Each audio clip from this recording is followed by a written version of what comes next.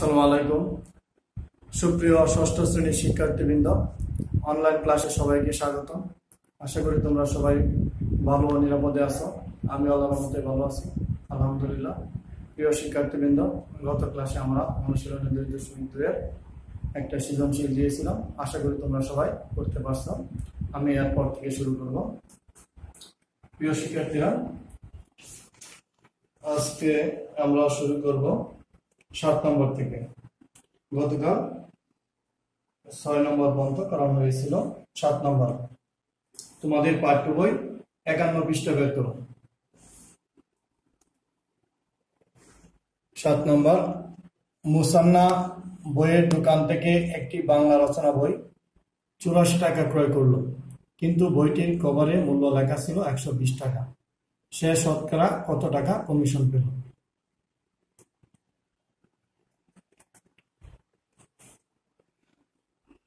তাহলে আমাদের এখানে বের করতে হবে সে শতকরা কত টাকা কমিশন পেল, সেটা বের করতে হবে। আমরা যখন কোনো বই বাজারে ক্রয় করতে যাই তখন বই বিক্রেতা কি করে, আমাদেরকে কমিশন দেয়, কিন্তু কমিশনটা শতকরা কত টাকা দেয় সেটা আমরা এখন নির্ণয় করব। এক এক বই প্রকাশনা এক এক ধরনের কমিশন দেয়। দেখি মুসান্না কত টাকা শতকরা কমিশন পেল, এটা এখন নির্ণয় করব। 7 নম্বর, 7 সমাধান। বইয়ের কভারের মূল্য হলো 120 টাকা, আর বই ক্রয় করলো 84 টাকা। 84 টাকা ক্রয় করলো। তাহলে আমরা এখন দেখব কমিশন পেল কত টাকা। তো প্রথমে লিখবো মুসান্না কমিশন পেল, মুসান্না কমিশন পেল, কমিশন পেল কভারের মূল্য থেকে ক্রয় মূল্যটা বিয়োগ দিব। কভারের মূল্য হলো 120 টাকা আর ক্রয় মূল্য হলো 84 টাকা। বিয়োগ করলে হয় 36 টাকা, 36 টাকা। এই 36 টাকা কমিশন কত টাকার মধ্যে পেল? 120 টাকার মধ্যে 36 টাকা কমিশন পেল। তাহলে 1 টাকায় কত আর 100 টাকায় কত বা শতকরা, সেটা নির্ণয় করতে হবে।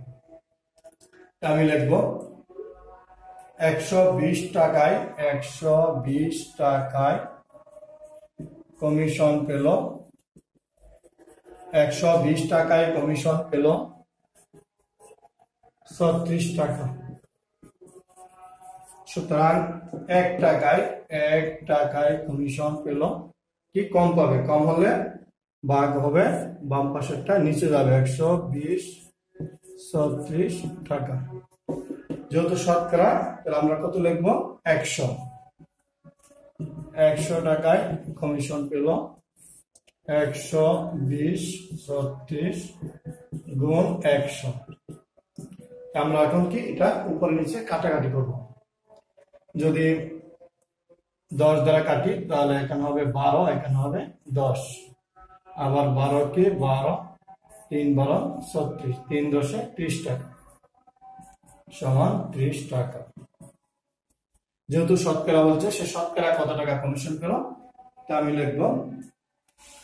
এখন আমি নিচে লিখব সে শতকরা 60 টাকা কমিশন পেল, 30 টাকা কমিশন পেল। সুতরাং সে শতকরা 30 টাকা, 30 টাকা কমিশন পেল, কমিশন পেল। প্রথমে আমরা কি করলাম, এখানে কভারের মূল্য থেকে ক্রয় মূল্য বিয়োগ দিলাম। সেটা হলো কত টাকা সে কমিশন পেল? 36 টাকা। এই 36 টাকা কমিশন 120 টাকার মধ্যে পেল। আমরা লিখলাম 120 টাকায় কমিশন পেল, 120 টাকা কমিশন পেল 36 টাকায়, 1 টাকা কত আর 100 টাকা। তাহলে আমরা যেহেতু শতকরা, তাহলে সে শতকরা 30 টাকা কমিশন পেল। উত্তর তো সমাধান লিখছি, উত্তর লেখার দরকার নাই, 30%। প্রিয় শিক্ষার্থীরা, আশা করি বুঝতে পারছো। আমি এখন এটা মুছে দিব, তারপরে অঙ্কে যাব।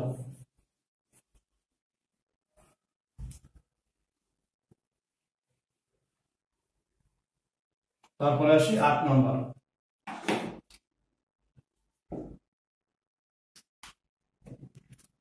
8 নম্বর, একজন চাকরিজীবীর মাসিক আয় 15,000 টাকা, তার মাসিক ব্যয় 9,000 টাকা, তার ব্যয় আয়ের শতকরা কত?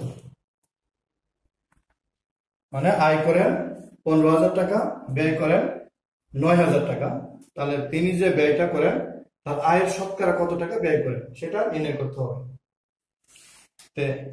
বেতন পান 15,000 টাকা, ব্যয় করেন 9,000 টাকা। তাহলে আমরা কিভাবে সাজাতে পারি এটা? 15,000 টাকার মধ্যে ব্যয় করেন 9,000 টাকা, 1 টাকা কত যেহেতু শতকরা, তাহলে আসবে 100 টাকা কত, আমরা সেভাবে লিখবো। তাহলে লিখবো মাসিক আয় 15,000 টাকা হলে মাসিক আয়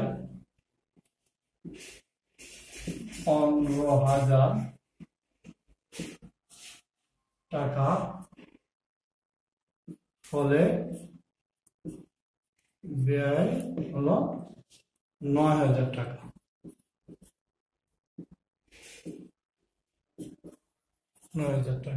সুতরাং মাসিক আয় 1 টাকা হলে ব্যয় কত হবে? কম হবে 15,000 বাই 9,000 টাকা। শতকরা 100 টাকার মধ্যে দেখি 15,000 9,000 গুণ 100 কত আসে? আমরা এখন উপর নিচে কাটাকাটি করব। সরাসরি আমরা 1,000 দিয়ে কাটতে পারি, এখানে কাটলে হবে 9, এখানে হবে 15। আবার আমরা 3 দিয়ে কাটি, 3 3 9, 3 5 15, 5 দিয়ে 5 থেকে 5, 5 20 100, তাহলে কত হলো? 3 20 হলো 60 টাকা। মাসিক আয় 15,000 টাকা হলে ব্যয় 9,000 টাকা, সুতরাং 1 টাকা হলে এত টাকা, 15,000 ভাগে 9,000, 100 টাকা হলে 15,000 ভাগে 9,000 গুণ 100। এটা কাটলে প্রথমে 1,000 দ্বারা কাটলাম 15, তারপর হলো 9, আবার 3 দ্বারা কাটলে 5, এখানে 3, 5 দ্বারা 100 কাটলে 20, 3 20 60 টাকা। তাহলে আমরা লাস্টের লাইনে কি লেখা আছে? তার ব্যয় আয়ের শতকরা কত? আমরা লিখবো তার ব্যয় আয়ের শতকরা 60% অথবা 60 টাকা। শতকরা লিখলে আমরা পার্সেন্ট দিব না, আর পার্সেন্ট দিলে টাকা লিখবো না, লিখবো তার ব্যয় আয়ের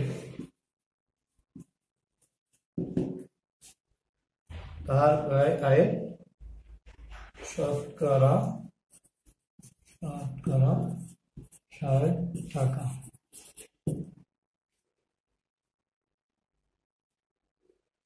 প্রিয় শিক্ষার্থীরা, আশা করি বুঝতে পারছো।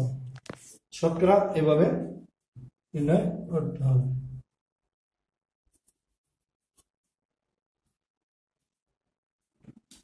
এরপরে আসি 9 নম্বর। শোয়েবের স্কুলের মাসিক বেতন 20 টাকা, শোয়েবের স্কুলের মাসিক বেতন 200 টাকা। তার মা তাকে প্রতিদিনের টিফিন বাবদ 20 টাকা দেন। শোয়েবের স্কুলের মাসিক বেতন 200 টাকা, তার মা তাকে প্রতিদিনের টিফিন বাবদ 20 টাকা দেন। তার প্রতিদিনের টিফিন বাবদ খরচ মাসিক বেতনের শতকরা কত? এটাও অনুরূপ, একই রকম, তবু আমি এটা করে দিচ্ছি। আমি এখন এটা মুছে দিই। আশা করি তোমরা উঠিয়েছো এবং বুঝতে পারছো। ওইটা আমি একটু বিকল্প নামে এগুলো সরাসরি শতকরা ভাবে অন্য নামে একটু করি, সহজ সংক্ষিপ্ত ভাবে। আমি ওইটা লিখবো ওইভাবে, মানে ওই আমরা ডাকে না লিখে একটু শর্ট করে শতকরা নামে করি। তাহলে লিখবো 20 টাকা 200 টাকা এরকম 20 টাকা, আর টিফিন খরচ হলো 20 টাকা, আর মাসিক বেতন হলো স্কুলের 220 টাকা 200 টাকা। 20 টাকা 200 টাকার কি হবে 200 ভাগের 20 অংশ। এরকম তোমাদের বইয়ের 4 নম্বর অঙ্কে এরকম করছিলাম। 20 টাকা 200 টাকা 200 ভাগের 20 অংশের যে আমি কাটাকাটি করি, এখানে 1 এখানে 10 হলো 10 ভাগের 1 অংশ। এখন 10 ভাগের 1 অংশকে আমি শতকরা প্রকাশ করব, তাহলে সেটা সহজে নির্ণয় হয়ে যাবে। এখন তো 10 ভাগের 1 এইটাকে আমি এখন শতকরা প্রকাশ করব। নিচেই লিখি 10 ভাগের 1 গুণ 100, 10 গুণ 100। আমি লব হরকে 100 দ্বারা গুণ করলাম, যেহেতু আমি শতকরা দেখবো এটা। তার টিফিন বাবদ খরচ মাসিক বেতনের শতকরা কত, 10 ভাগের 1 গুণ 100 গুণ 100 ভাগের 1, 10 কি 10 10 হলো 10 গুণ 100 ভাগের 1 সমান 10%। কত হলো 10%। এরকম শতকরা প্রকাশ 1 নম্বরে করেছিলাম। লাস্টে কি বলছে ওই লাইনটা আমি আবার লিখে দেব। প্রতিদিন টিফিন বাবদ খরচ মাসিক বেতনে 10%। প্রতিদিন মাসিক বেতনের খরচ বেতনের 10%, বেতনের 10%। আমি ওই পাশে লিখে দিই প্রতিদিন টিফিন বাবদ খরচ মাসিক বেতনের 10%।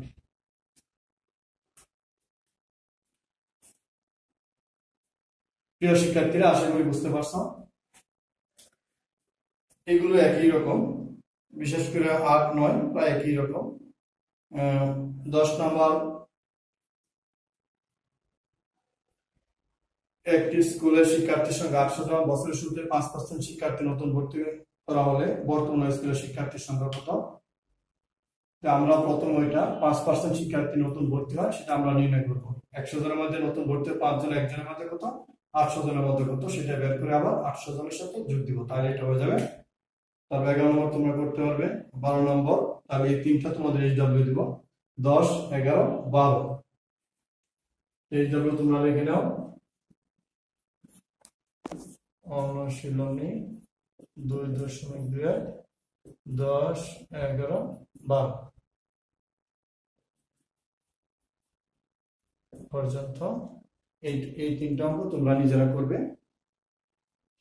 আশা করি তোমরা করতে পারবে ইনশাআল্লাহ। আমরা পরবর্তী ক্লাসে 13 নম্বর সমাধানটা করব, অঙ্কের সমাধান 13 নম্বর অঙ্কের সমাধান করব। প্রিয় শিক্ষার্থীরা, তোমরা সবাই নিয়মিত পড়াশোনা করবে, নিয়মিত স্বাস্থ্যবিধি মেনে চলবে। সবাইকে ধন্যবাদ। আল্লাহ হাফেজ।